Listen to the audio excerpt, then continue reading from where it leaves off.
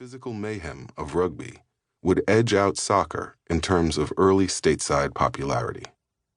Written records indicate that the first rugby match occurred in May 1874, when Harvard University hosted Montreal's McGill University. As the game spread among colleges, common rules were slowly adopted. However, winning on the road was comparatively tougher for the American patriots of Harvard, Princeton, Yale University, and other Ivy League schools, because even though these games shared a handful of standards, many rules still varied per home field. It was a true home field advantage, with visitors having no choice but to play by their opponent's rules. That began changing in 1876 at what became known as the Massasoit Convention in Springfield, Massachusetts, the same town where James Naismith would put up a peach basket and invent basketball 15 years later.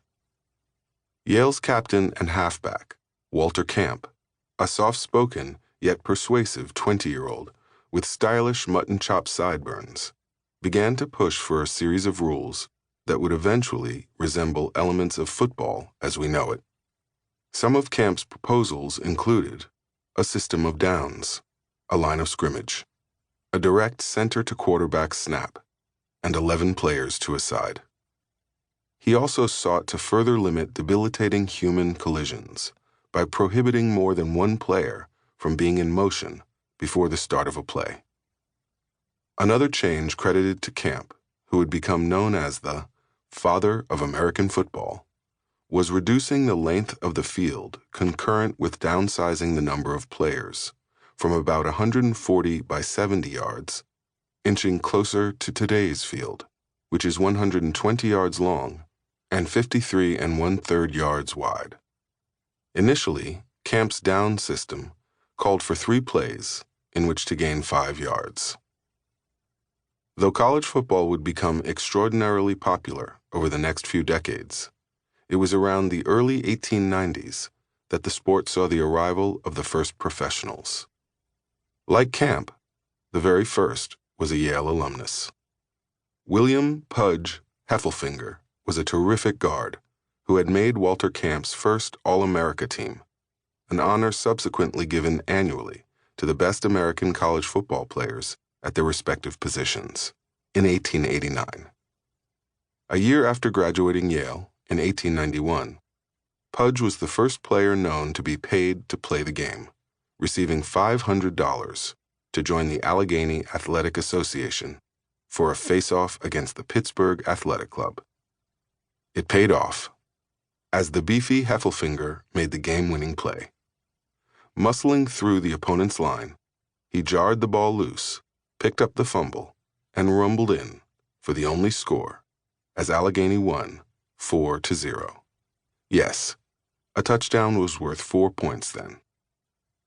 Play was dominated by pushing, punching, gouging, kicking, choking, flying elbows, and violent collisions.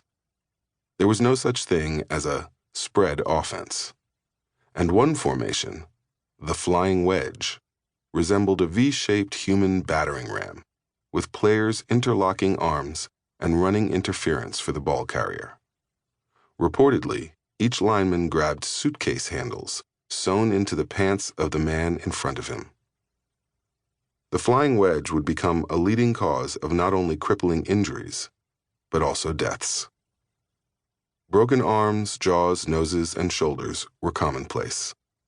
But following an alarming number of fractured skulls, broken necks, and extensive internal bleeding, some of them fatal, there arose a public outcry to outlaw the sport.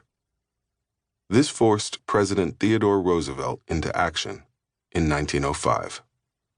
A longtime football fan, Roosevelt carried sufficient influence to force the powers of football to move beyond their brutal 19th century origins and reform the sport, knowing that the president could issue an executive order banning football altogether.